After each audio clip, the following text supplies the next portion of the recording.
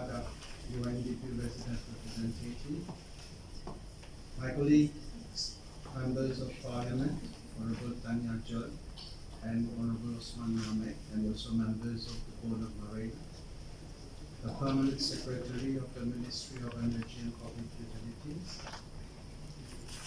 the Chairperson and other board members of the Mauritius Renewable Energy Agency, the Chief Executive Officer of the Mauritius Renewable Energy Agency, distinguished guests, ladies and gentlemen, members of the press, all protocols observed.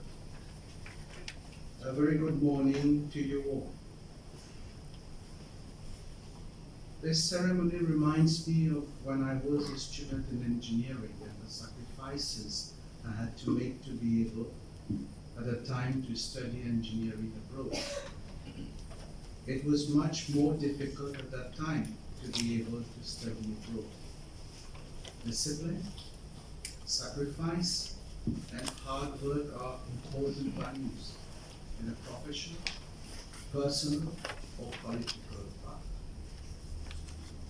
I chose to start my speech this morning on this personal note because I think you and I share a lot of things in common. We experienced almost the same difficulties, but there is surely two things that made us succeed: our sacrifices and the values that our parents instilled in us. And I'm thinking particularly of the students who will benefit from this scholarship. Allow me at the very outset to thank the Mauritius Renewable Energy Agency, Marina, for giving me the opportunity to address you a few words this morning at this scholarship award giving ceremony organized in the context of the scholarship scheme for training of renewable energy professionals. My gratitude also goes to the British High Commission and to the UNDP, who are partners in this laudable initiative, which is a stepping stone towards expanding the base of trained professionals in the renewable energy sector. The Marina Scholarship Scheme is meant for unemployed engineering graduates, technicians, and engineers. The first round of the scheme will enable 8 candidates to benefit from tuition fees in respect of 2 courses, namely on photovoltaic energy systems from the University of Mauritius and installation and maintenance of small-scale PV systems from the Mauritius Institute of Training and Development. Ladies and gentlemen, you will note that among the 8 students, there are 4 girls.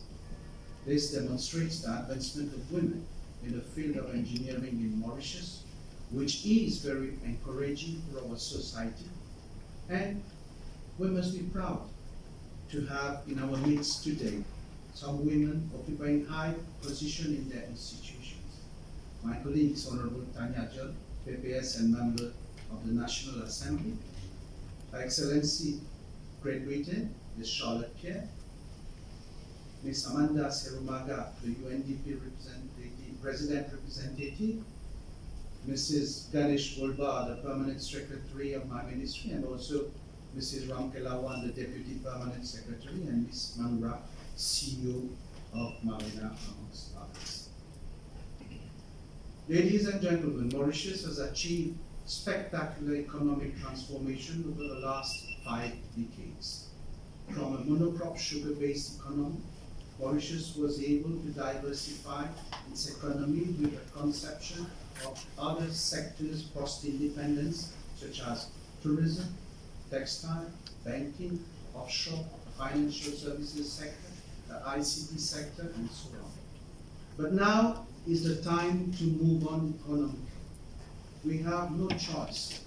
The survival of future generations depend on us, and we must act now. We have the financial assistance and we have the technology in the field of energy, and we have the will of the government, and today we are taking measures for the training and empowerment of professionals in this sector. Mauritius has been blessed with natural endowments to develop its solar, wind, and marine energy sectors. All of these elements are the tools required so that we can move economically and deal with the effects of climate change. The threat of climate change is more than ever present in our lives and requires undivided. As Mauritius is gearing towards a post-COVID recovery, it has to prepare itself to be more resilient in the face of the impacts of climate change. I can reassure you that addressing the impacts of climate change is high on the agenda of this government. This afternoon itself, the Prime Minister will be chairing the first Interministerial Council on Climate Change established under the Climate Change Act introduced by this government last year. The main goal of the Council is to make Mauritius a climate resilient and low emission country. Green energy will be the new economic pillar. It's a formidable challenge for me, not only as a minister, but also as a citizen of Mauritius. The government has increased the contribution of renewable energy in our energy mix from 40% to 60%. In addition, the government has stated its commitment to phase out the use of coal by 2030. These targets represent a formidable challenge for the renewable energy sector.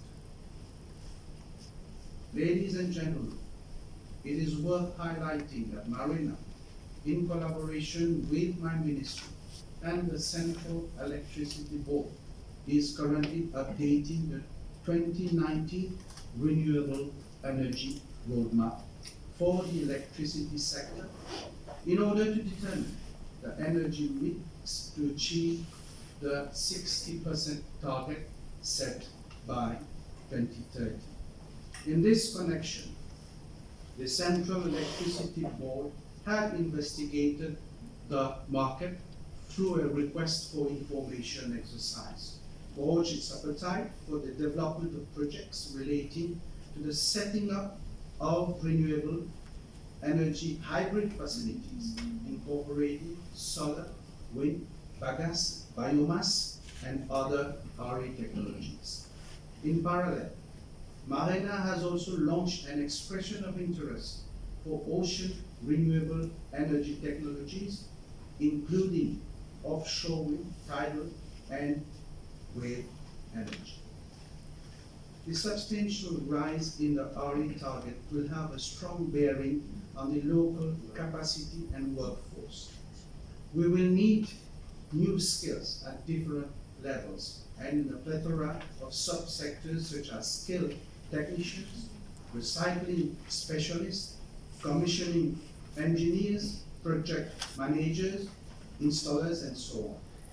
It is recognized that our ability to successfully fulfill our objectives and targets in the renewable energy sector will necessitate adequate investment in the country's human capital to ensure that the appropriate technological skill requirements are readily available. Ladies and gentlemen, we are confident that such initiatives will enable to bridge the gap between untapped labor potential in the market and the capacity building opportunities. With the assistance of our local institutions, namely the University of Mauritius, the Mauritius Institute of Training and Development, it has been possible to create these short courses on renewable energy technologies. On another note, the revamping and the upgrading of the CB, Centre de Formation et de Perfectionnement Professionnel, as a budget measure will effectively support the green industry in the near future. The Central Electricity Board will shortly enlist the services of a consultant to set up this new institution, which will have the critical mandate of working with relevant stakeholders to provide tailor-made courses for the professionals and technicians in the renewable energy sector. Ladies and gentlemen, to conclude, let me wish our scholarship holders success and good luck in their future endeavors in the renewable energy field. I thank you for your kind attention.